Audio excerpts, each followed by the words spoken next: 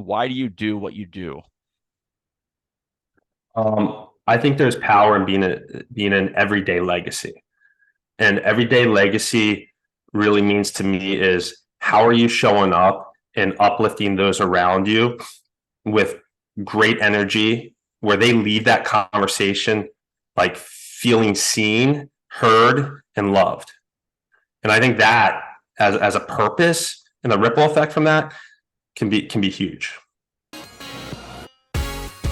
Hello, everyone, and welcome to the Moeller Real Estate and Business Podcast. I'm your host, Phil Moeller, and on this podcast, we will be interviewing guests that have made their mark in real estate, in business, and in other areas of life. Listening to podcasts myself has helped me in so many different ways and continues to do so. If you're a real estate investor or an entrepreneur or aspiring to be either, or just someone that wants to learn, you've come to the right place. An easy way to have an impact is to share this episode with friends or family, provide a review, or just spread the word. We greatly appreciate it, and now let's get to the show.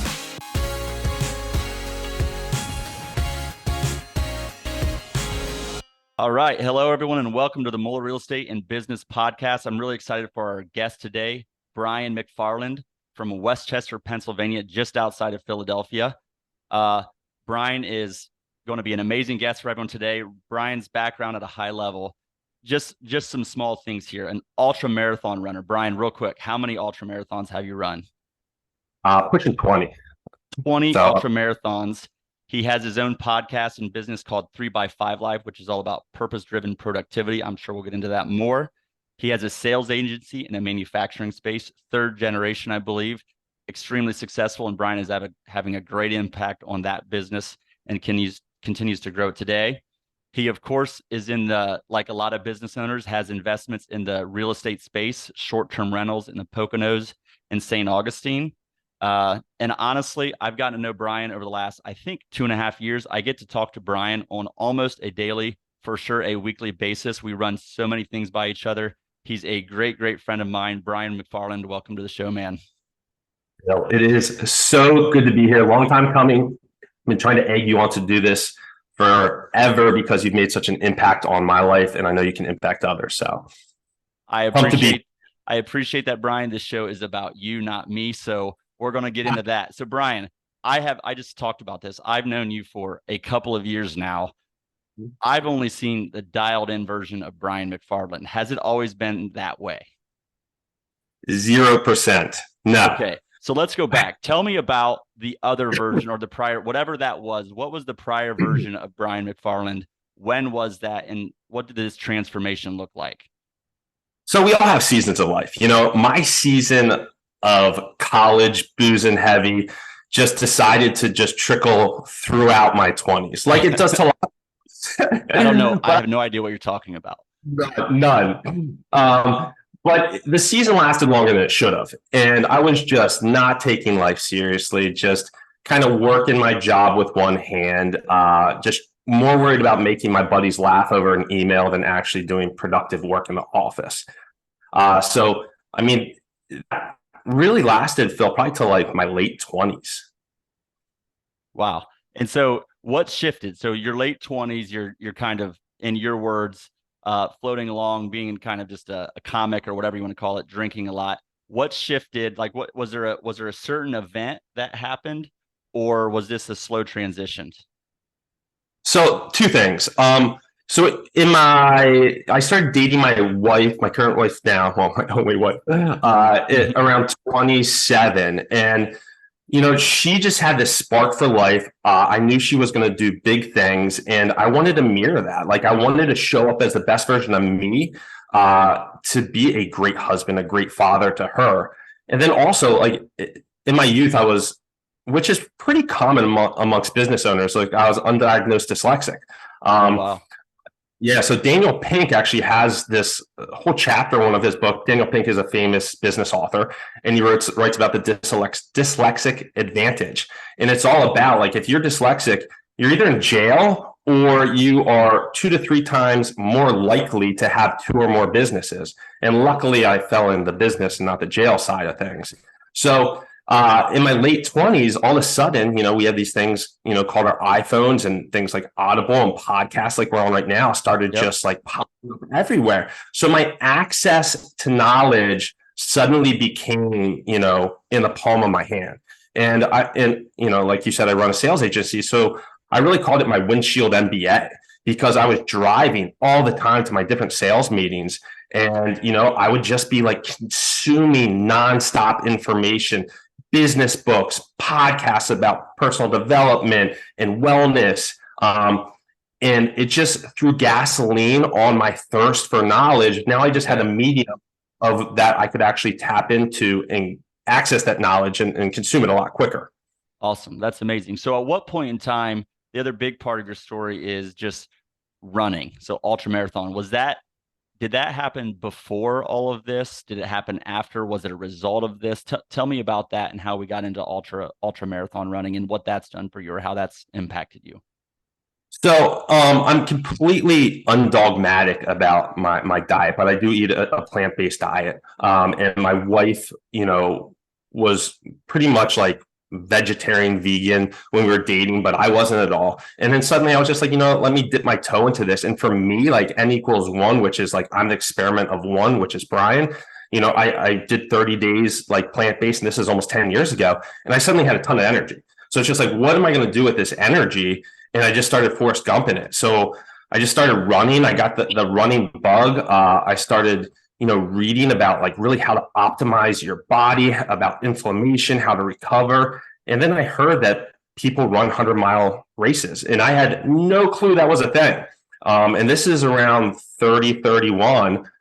So that like the seed was planted in me that started to foster into a mighty oak of just really chipping away and seeing what I could do in my running career. Well, what's interesting first is you talked about when you really got into self-development. It sounded like that was like age 27, 28, and then running age 30, 31. And I guess my takeaway from that is this transition, this transformation wasn't like, I tried to ask the question, was this a moment in time? And while there was some triggers that created this, that was a 4-year period you just referenced from when you started self-development until you started running, and there was a continued transformation. So Right. you're not in quote overnight success. This has been a transformation over many, many years.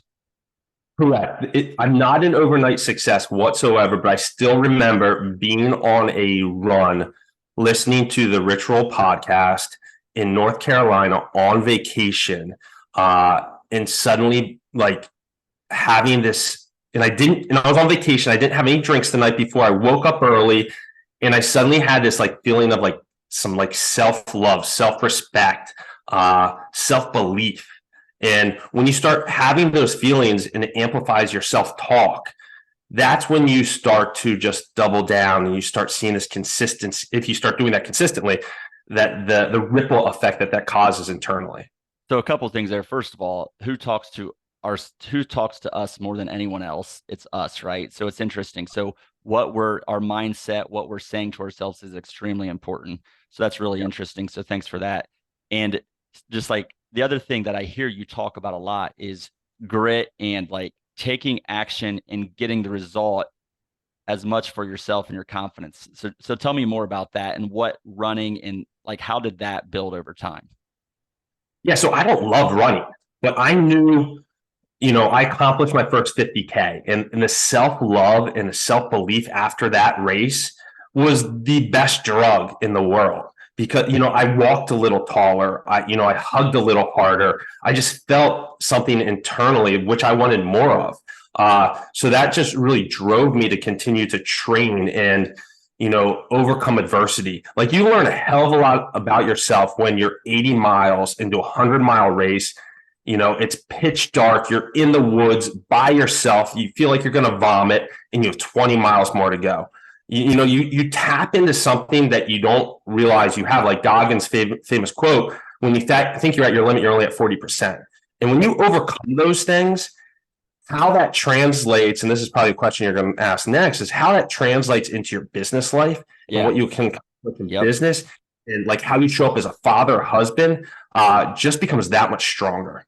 Yep. I was going to ask that. So we have all this self-development. We have this kind of running journey in our younger 30s, let's say. I was going to ask, of all your self-development running, first of all, what are some habits that have been most impactful on you, and how have they translated to your business life? So what are the most impactful habits that you've created over time, and then transitioning into business and what that looks like? Yeah. So what the self-belief that running and ultra running has given me is, you mentioned 3x5 life. So 3x5 life, it was May of 2020. I'm always tell a story. I'm like making pancakes for my kids. I joke I'm like mid flip, and the idea of 3x5 hit me. And I asked my wife, like, hey, do you think this is a good idea? And we went, and she's like, yeah, I think we should run with this. We went from like idea hit me to full blown like video production, sampling different cards, making these like metal stands, e-commerce site in 7 weeks, like a fulfillment center, everything. And the only reason that occurred is because of the running journey. So when people say like, hey, I'm training for my first marathon, I should be at home like doing due diligence, crunching numbers for a deal. Well, that first marathon is going to help you buy your first rental. And I believe that wholeheartedly. So you can't minimize doing those hard things and accomplishing those goals and how they parlay to other areas of your life. And I think you're talking about running, but we're not saying go run. Everyone has to be a runner. We're saying I think what you're saying, create free space, create white space in your calendar, create thinking time where you're just by yourself and you have the freedom to just think and kind of create. Am I understanding that correctly? Yes, but I will argue that at the same time, like the solitude from run. Yes, to answer your question, yes, solitude from being out in the woods for hours and hours. I used to be like, man, like I felt guilty. I'm not at work. I'm not, because I would run a lot during working hours because I didn't want to take away from time. But that solitude was a huge factor in just like brainstorming and just giving me open space to think and nurture ideas.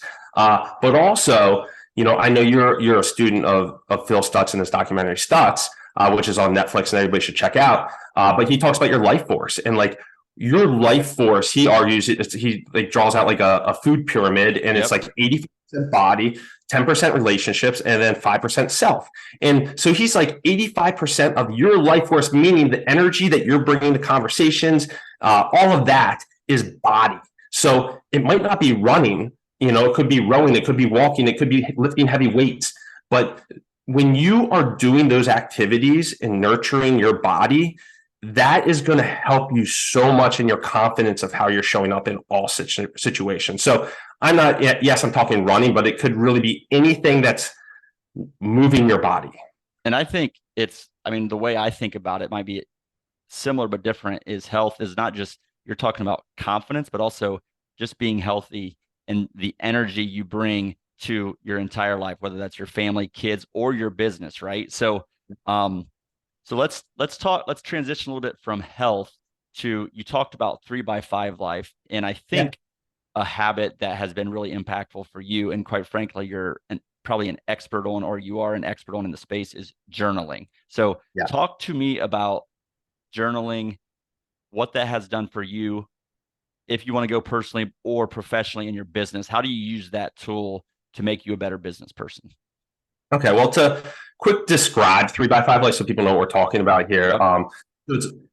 I created it really there's all these complex journals out there. You can buy 100 different ones on Amazon, and there's so much going on, different areas to fill out. And they have had a huge impact on me. But for the person that's just like wants to get into self-development, it could be very, it could be a lot, to just feel like you have to fill in all these areas.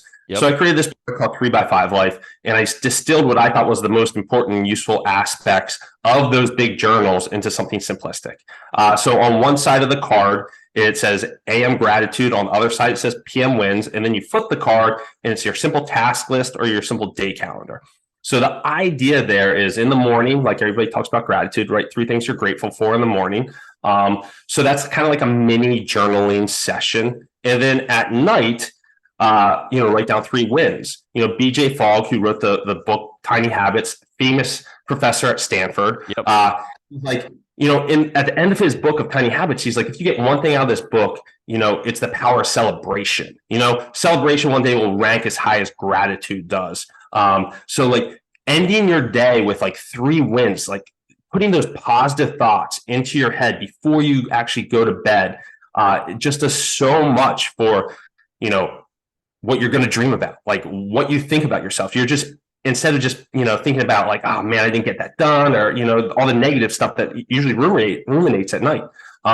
So that's, the simplicity of 3x5 life. And then you obviously have your, task list, and then the power also of the day calendar is the night before. A good morning starts the night before. So night before, just kind of put your rocks in of what your calendar looks like the day before. And that just really starts to add clarity to what you need to accomplish the next day from a scheduling standpoint. That's awesome. And honestly, I mean, there's been some really big companies, businesses that are leveraging 3x5 life as a tool for not just the entrepreneur themselves, but their business leaders, their employees. Is that right?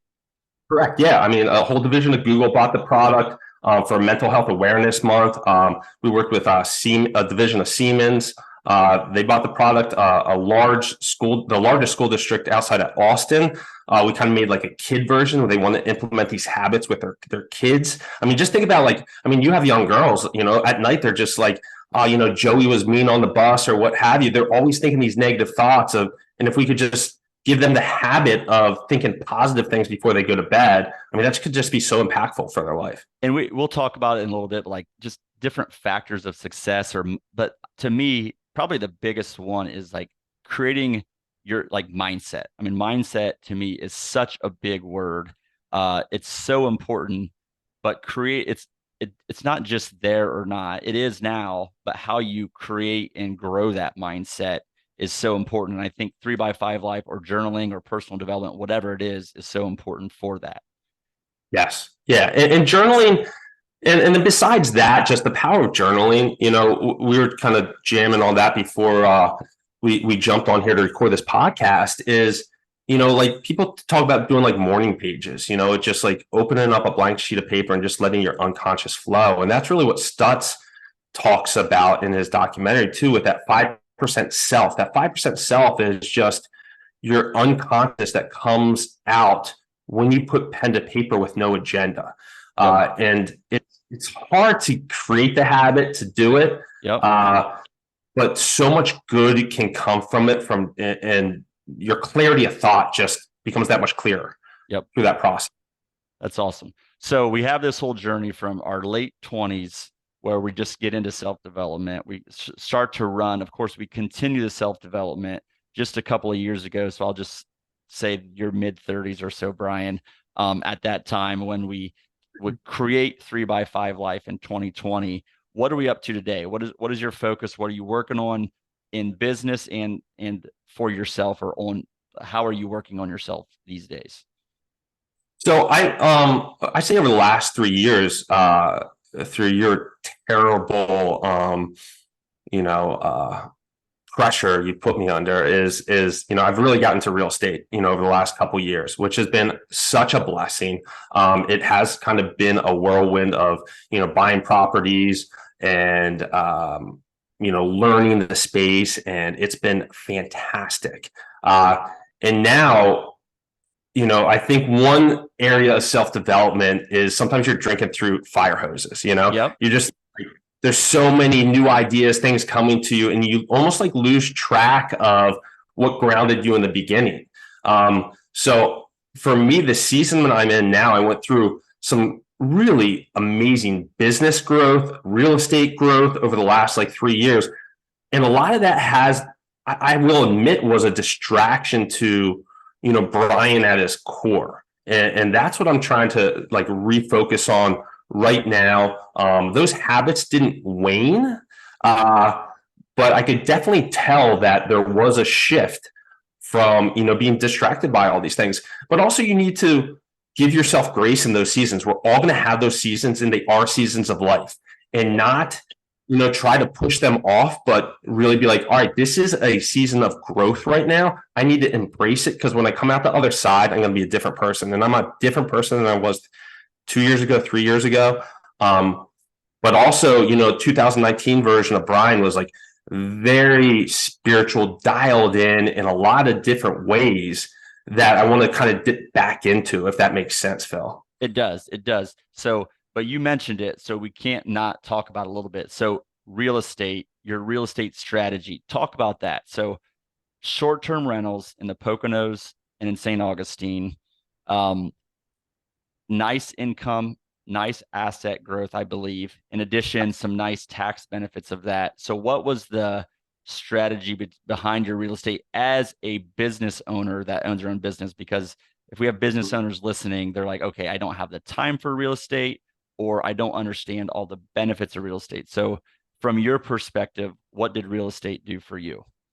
Or what was the strategy behind it? Strategy, I mean, it was a massive tax play, as you know. Like, I'm a high W-2 earner. My wife has her own consulting company, educational consulting company, but she really took the management side under the reins. So she manages. Well, we had 5. We just sold one, so we have 4 short-term rentals. Yep. She manages that whole side.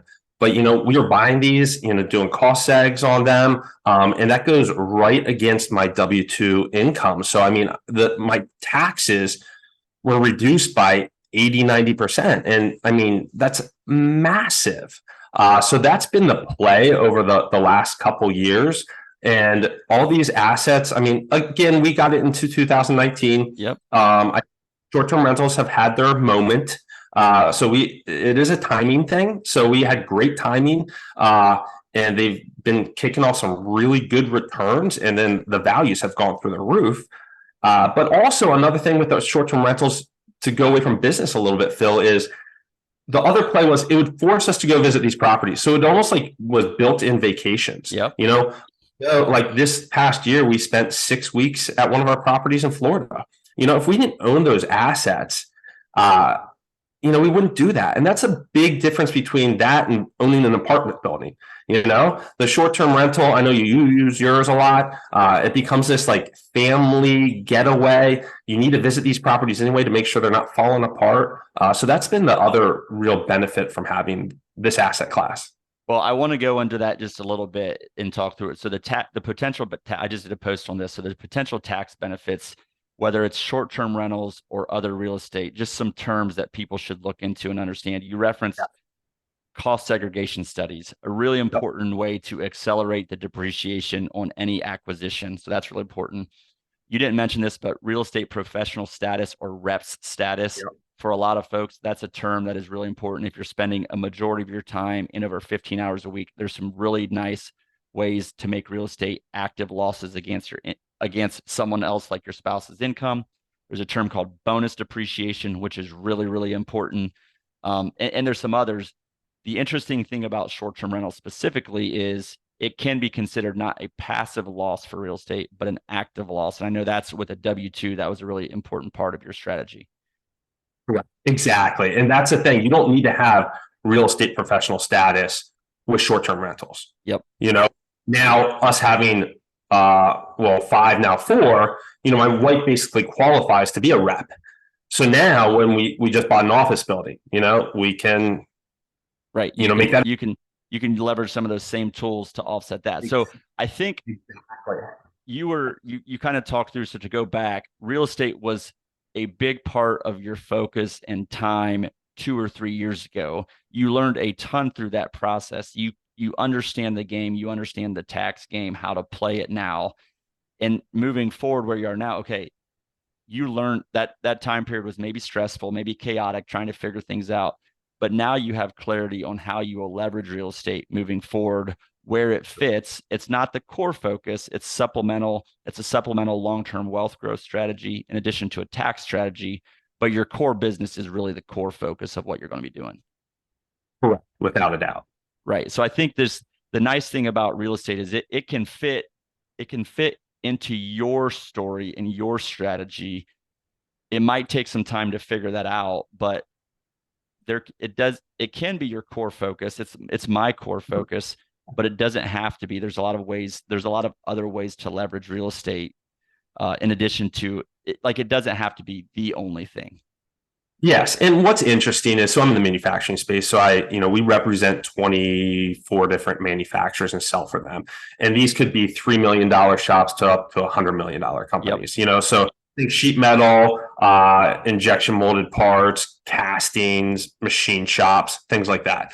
So a lot of times when I'm talking to these owners of their, $10 million machine shop, they're like, yeah, my most valuable asset is actually my building I bought 20 years ago. Isn't that amazing? McDonald's, the Catholic Church, it's real estate. Yeah. It's a lot of times real estate. So I think for a lot of business owners that are thinking about real estate, it should be there. It probably makes sense to spend some time to figure out how real estate is a part of your business strategy. It doesn't need to be the only strategy, but how does it fit within your business strategy, I think is important. Awesome. Right. Well, I want to shift gears a little bit. I mean, we could talk about all this stuff all day long, but I want to go to what I call our success factors segment. Before I go into some specific questions, Bryan, if you would say what has been your single key to success, like if that's a word or whatever, how would you define that, or what would you say that word or phrase is? Consistency. All Consistency. day, every day. Yes.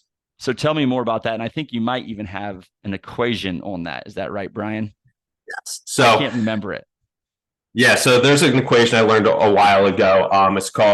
It's E times F times WIN. So E is energy, F is for focus, WIN is what's important now, to the power of C, which is consistency. So energy, what do you do with it? You focus it. What do you focus that on? You focus on what's important now. And if you're doing that consistently, then you have infinite returns. Like literally, if you had a scientific calculator and you are at 100% energy, 100% focus, 100% what's important now, to the power of 100, that your scientific calculator would tell you it means you have infinite potential. Yep. Now, you're at 100%, 100%, 100%, but then your consistency is at 1, then it equals 1. So like Yep. the X factor really is consistency. So like, if you don't want to go for that run, if you don't want to, do that core workout, if you don't want to make those 10 phone calls, like that has changed my life. I mean, we're a sales agency. So if I'm not showing up and open up my CRM and I have 20 follow-up calls that week, if I'm not doing that, then, I would not be anywhere close to where I am today. But I realized, luckily, my late 20s, that like, hey, if I'm just do this little bit of work every single day, Yep. over time, it's going to build into something impressive. Yep. And honestly, first of all, that equation, and it reminds me the compound effect, right? I think who you probably know who wrote it, but just the compound effect and Darren Hardy, but the compound effect is so important, and being consistent with what's important now, and all the things you talked about throughout the show, right? Energy, focus, understanding your priorities, and you're shifting that a little bit now to what you want to focus on, and you're going to be you're probably going to be, because you've learned so much, but quite frankly, you're going to remove some distractions. You're going to be more focused and more consistent on what's important right now. Yes, exactly. Awesome. So that's definitely my one key to success is consistency. Well, I kind of talk through in this segment. I have some just quick questions on some different items that I call keys to success. First, being clear on your purpose, vision, or why, whatever you want to call it. Second, educating yourself and surrounding yourself with a strong network of people to help you out. Third, taking action, taking risks, probably being consistent. And fourth, how do you lead, serve, or give? So I want to ask you just a quick question on all those different areas. So first, why do you do, if we go to the vision, purpose, why do you do what you do? I think there's power in being an everyday legacy. And everyday legacy really means to me is, how are you showing up and uplifting those around you with great energy, where they leave that conversation like feeling seen, heard, and loved. And I think that as a purpose and the ripple effect from that can be huge. And I think that kind of may answer even your last question of, giving, serving, loving. That's what I really try to do every day as much as I can. And that's why optimizing my energy is so important to me so I can show up my best. And what's really interesting about your story, and I think this can apply to a lot of people, again, whether they're business owners or real estate investors, is you didn't talk about your product. And you're a sales agency. Your primary business is a sales agency. You represent a lot of companies and a lot of different products. So Yeah. you do a great job of supporting those. You're passionate about what you do, but not because of the product itself. It's because of just the everyday, how you said it, the everyday legacy and what you do on a daily basis, how you treat other people, which will lead to success in your sales agency business, of course. Exactly. Nailed it. We talked about this some, but today, how do you educate yourself today? Today, I really educate myself through meaningful conversations with people that I think are trying to do something big with their life. And I don't want to, like, I'm just not interested in the football conversation, around the bar anymore. I want to have like good, meaningful conversations. There's a time and a place for that, but that's like really, I like learning from people that are like doing big things in life. And then, I'm such a consumer still to this day of, podcasts, audiobooks. I'm constantly consuming that information. Yep.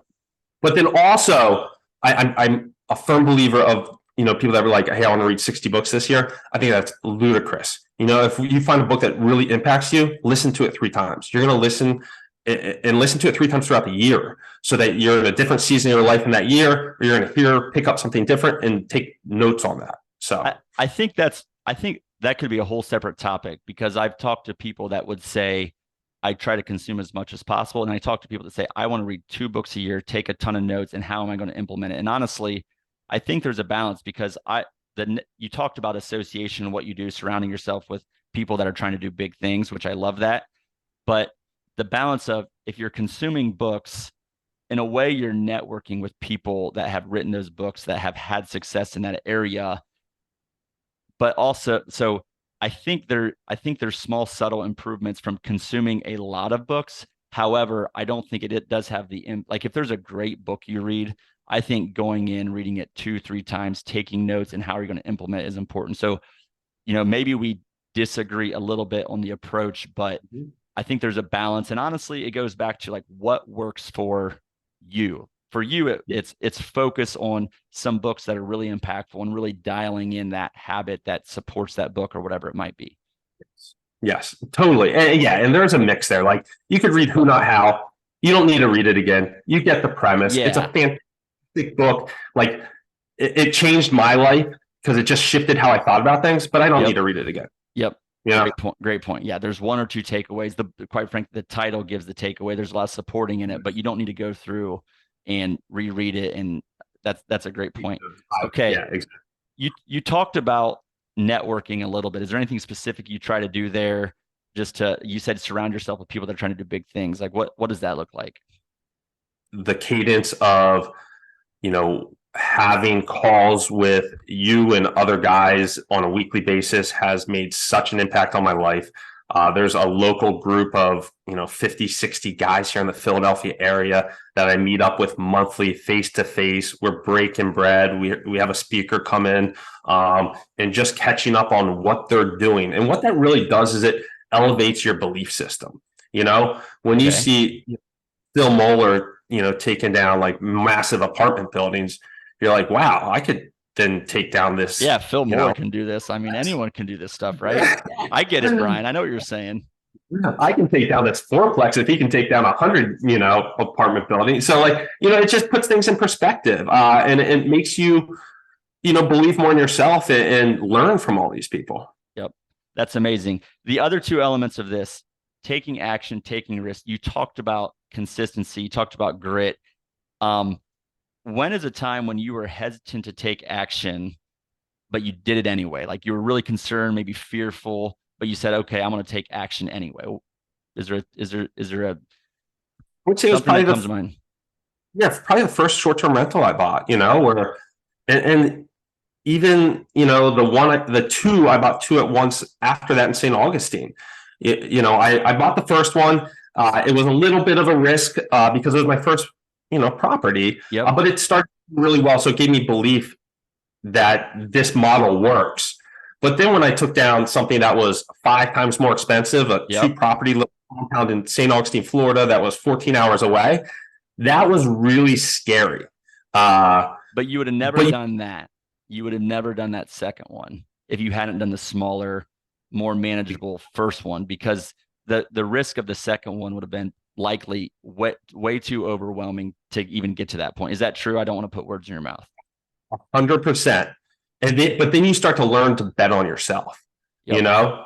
And I think betting on yourself is the most important bet, and to do it if you can when you're younger, make some mistakes, and then just, your internal belief system grows. So then you're going to make bigger bets that are going to reap the rewards in the future. I love it, man. I love it, man. You talked about how you lead, how you serve, how you give. I love that. Just creating your everyday legacy. So, we could go on and on about a lot of different topics, about journaling, about just improving your habits overall, business, real estate. We can't do that because I'm trying to manage the time to these episodes. But honestly, this has been amazing. I've learned so much. Bryan, is there anywhere you want to direct people to learn more about what you're doing? Probably if you want to, 3x5_life is Instagram. We have a podcast that we put out every 2 weeks, me and my wife, and it's like 10-minute short clips. A lot of times we'll have like Instagram reels on there about something that we're learning, something we're jamming on. So that's probably the best place to kind of follow me on what I'm doing. Awesome. Bryan, this has been amazing. Thank you so much for coming onto the show. We appreciate everyone that is listening. This is Phil Moeller with the Moeller Real Estate and Business Podcast, signing off. Thank you for listening to the Moeller Real Estate and Business Podcast. We hope you found today's episode helpful. If you know current or aspiring investors or entrepreneurs or anyone that would benefit from today's episode, we appreciate you sharing it with them, or better yet, providing us a 5-star review. To learn more about Moeller Real Estate, visit our website at www.moellerre.com. You can also sign up for our newsletter or local events via our website. In closing, I encourage you to be purposeful in all areas of life, educate yourself, network with others that have been successful, take action, and lead. Thank you.